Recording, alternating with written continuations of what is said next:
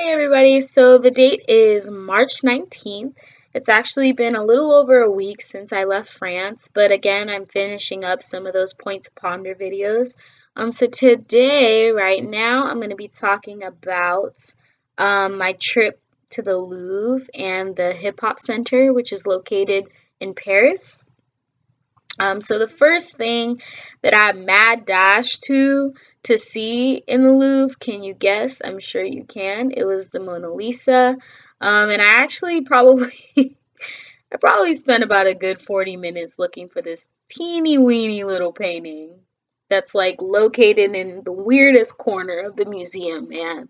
And all the signs were in French, and of course, as I've said multiple times throughout these videos, I was confused and no one really wanted to help me. So I'm just like wandering around, like, where is it? Where is it? But I finally found it. And when I got there, I was honestly pretty shocked because, as I said, I mean, this painting, in terms of how it compares to the other paintings in the museums, the Mona Lisa it's tiny, guys. Like, it's super small. It's probably one of the smallest paintings in that region of the Louvre.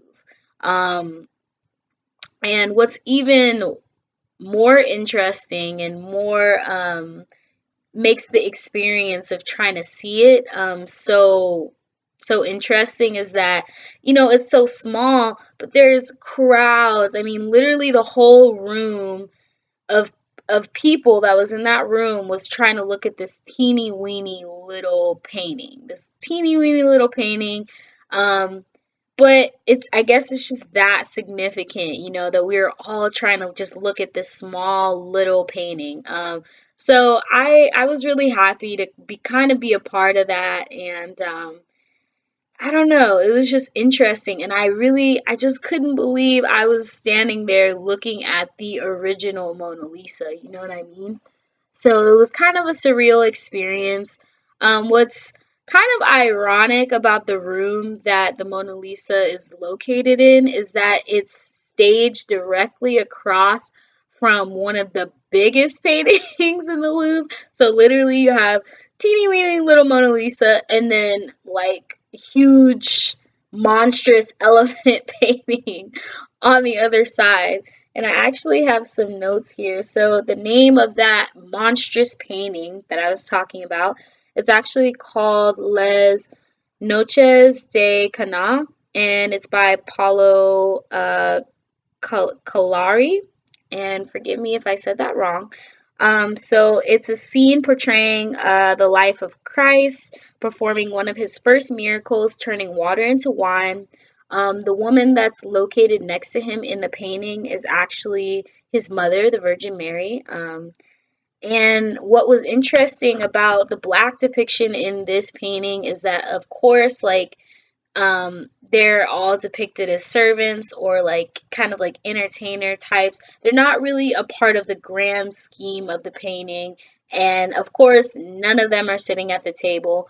And in reference to the rest of the museum, and particularly that region of the museum, um, really there's hardly any black people in any of the paintings. But of course, I didn't expect that. At all, just based off of when those paintings were made and the perception of black people to the people who created these works of art.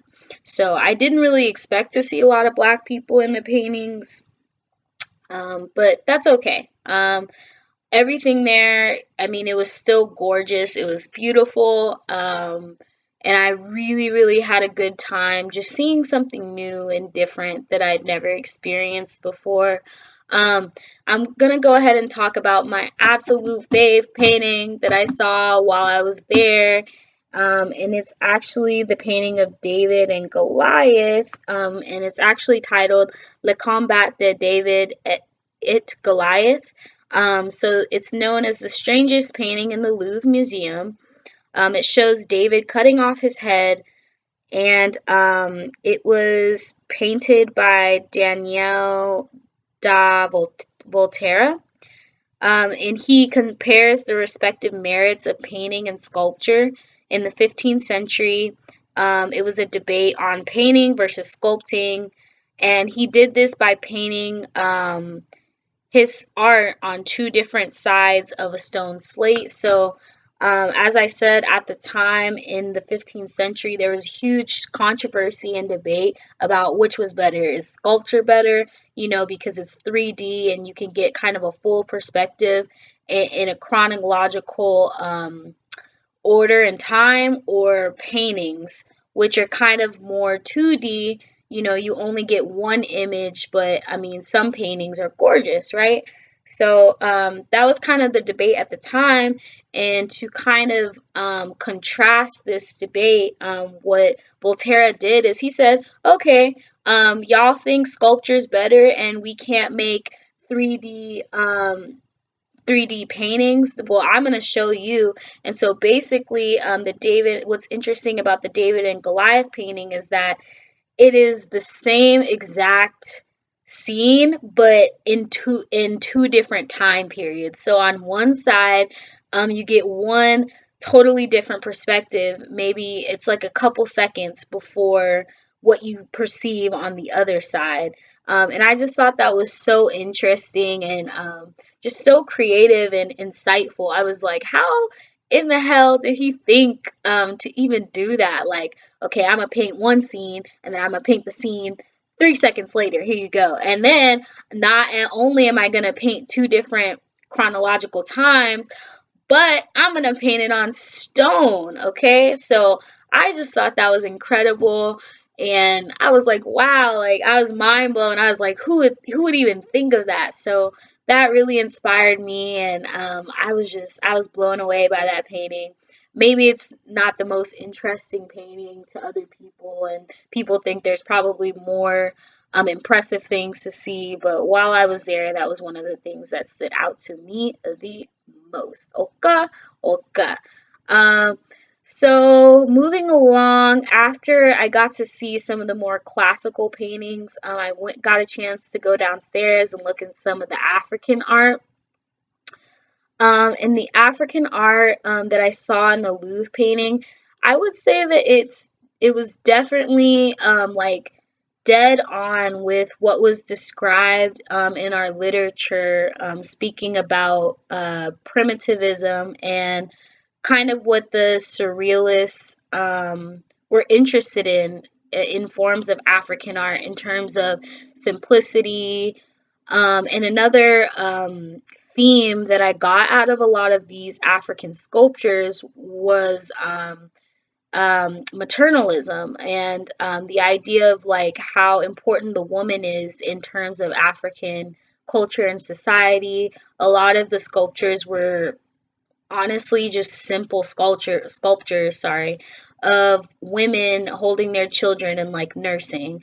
And to me, I don't know if I want to call myself a feminist, but I definitely, would say that I view obviously the rights of women as very important as a woman.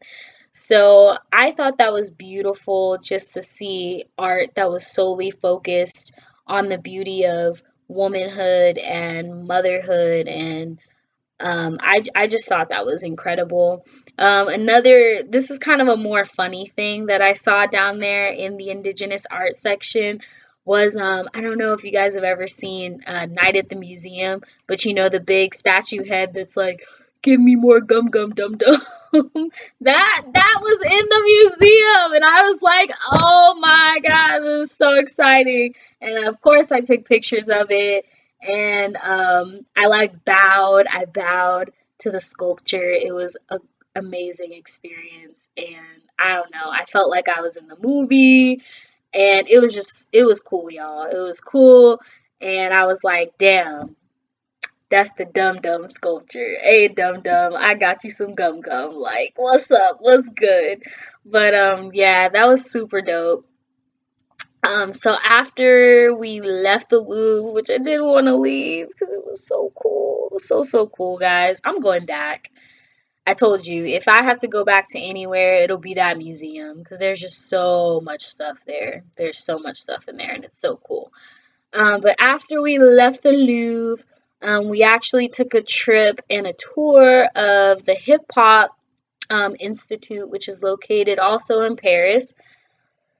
And that was also a mind blowing experience to me because I'm like, a hip hop institute in Paris? What? Like, that's incredible. And when we got there, um, it was just such a sophisticated facility for hip hop. Like, they just showed so much love to the art form and the culture. Like, I was really like, damn, like, this is the real thing.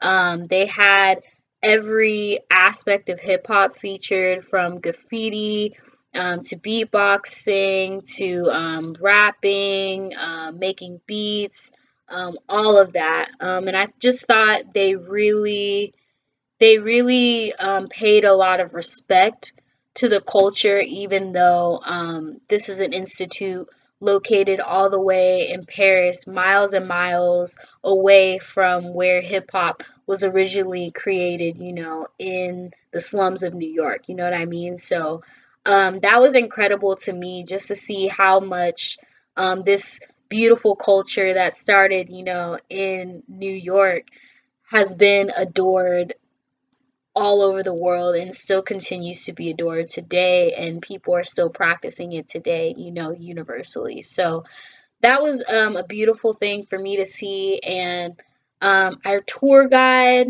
I believe her name was Lori.